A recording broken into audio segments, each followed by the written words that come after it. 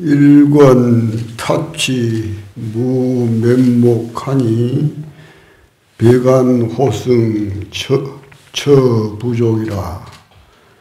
출애 황엽 낙분분이니 육육반성 36이니라.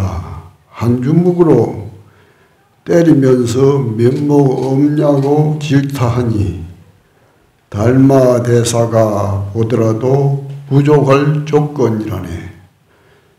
가을이 되면서 시든 잎이 어지럽게 떨어지니 6 곱하기 6은 다시 36이 된다네. 진주 보수가 풍열 연소 문화에서 정진할 때의 일입니다. 안거에 들어갈 무렵 풍열 선사가 말했습니다. 본래 면목을 나에게 가지고 오너라. 보수가 선체로 밤이 깊을 때까지 열심히 이러쿵 저러쿵 하며 자신의 계례를 밝혔으나 결국 풍열의 뜻에는 기합하지 못했습니다. 이튿날 작별 인사를 하기 위해 방장실로 올라가니 풍열이 물었습니다. 어디로 가려느냐? 어제 스승님의 질문을 받았으나 제대로 대답하지 못했습니다. 아예 공부가 부족한지라 선지식들에게 법을 묻기 위해 남방으로 떠나고자 합니다. 남방에는 안거하는 곳이 없다. 그러니 자네는 여기에서 안거를 하거라. 대신 소임은 가방화주를 맡아라. 가방화주는 서른 큰 방에 앉아서 참선 정진하는 것이 아니라 저작거리에서 탑발을 하면서 결제 대중이 필요로 하는 물품을 조달하는 소임입니다.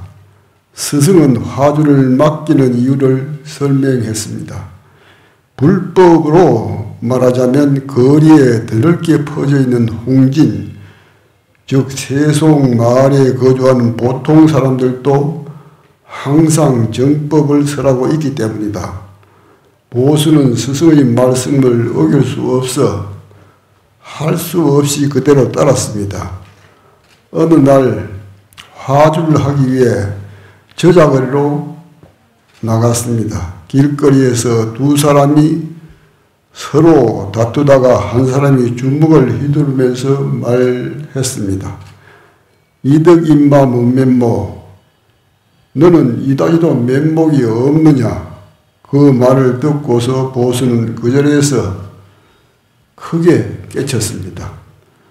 거대한 바닷물을 통째로 삼키고 수미산을 거꾸로 세우는 일이라고 할지라도 공부하는 분상에서는 차 마시고 밥 먹는 것과 다르지 않는 일상사일 뿐입니다.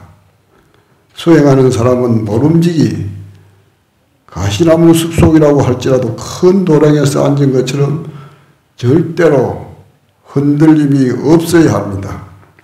또 진흙 속에 뒹굴고 흙탕물 속으로 뛰어들어 온몸이 더러워지는 상황 속에서도 애써 정진해야 됩니다.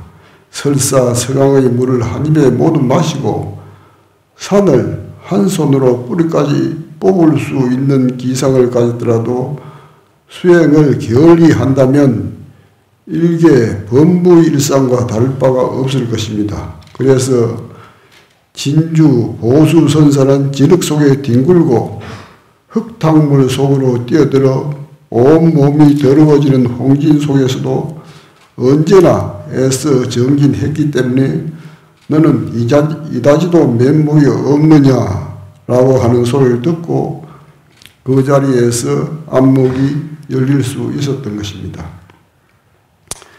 그때 풍열연소는 진주 보수가 밤새 묻는 질문에도 절대로 답을 가르쳐주지 않았습니다.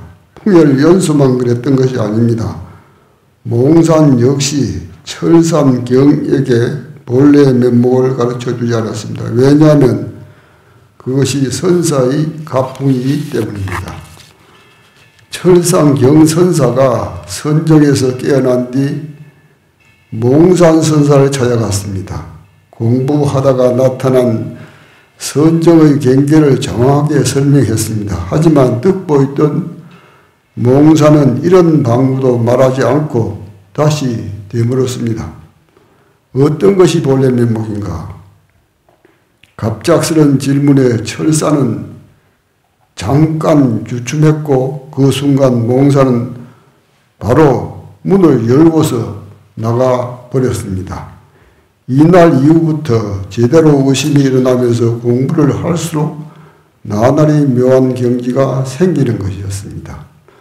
그제서야 문을 닫고 나가버린 스승의 진중한 뜻을 알게 된 것입니다. 본래 면목이란 결코 누가 묻고 누가 대답할 수 있는 것이 아닌 까닭이기 때문입니다. 오직 스스로 해결해야 할 일입니다. 헤아림을 넘어선 사람은 한 주먹으로 타파하고도 두 번 다시 말이 없습니다.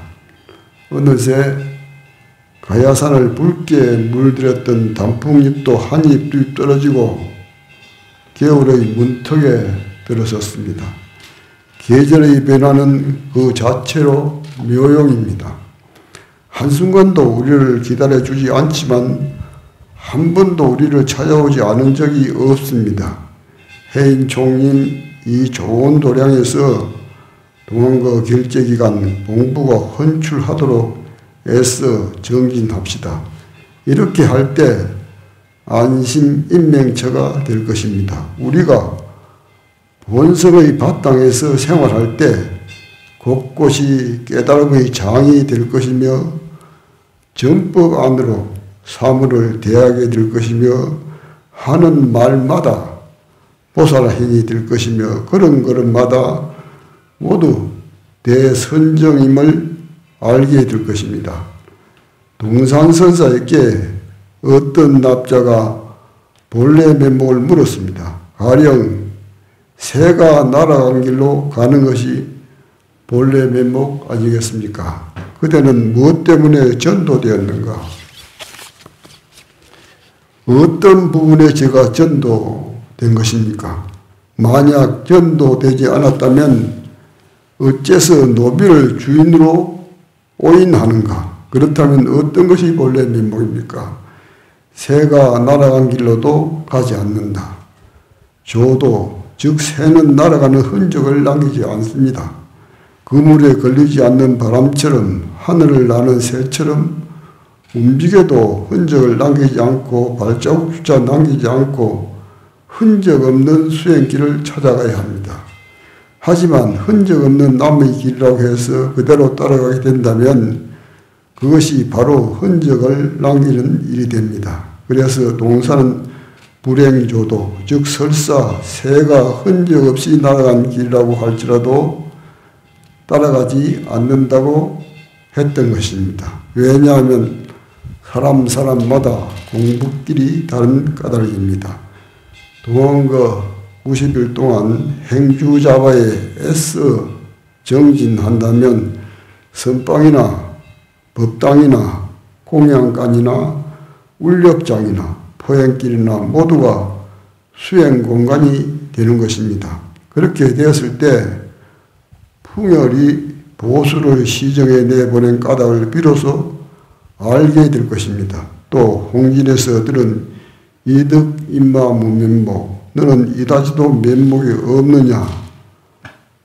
한마디의 깨달음을 얻었던 보수와 같은 수행경지에 도달할 수 있을 것입니다. 요시상봉 양지식이여 면목물의 태폐력이라 bun골쇄신 미족수이나 일구요연 초백억이로다. 시끄러운 저자거리에서 상붕한 두 선지식이여 면목도 찾지 못하고 아예 기력마저 사라졌구나.